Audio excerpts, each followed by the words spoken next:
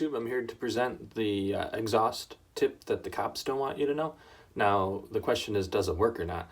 And we're about to find out. Now, first things first, I had a lot of trouble figuring out where the leak in the exhaust system of the Elantra was coming from.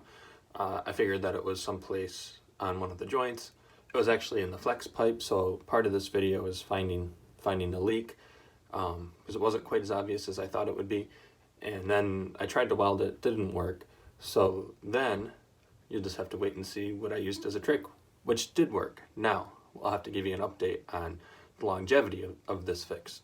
Is this a long-term fix? Well, I guess you'll just have to wait and see.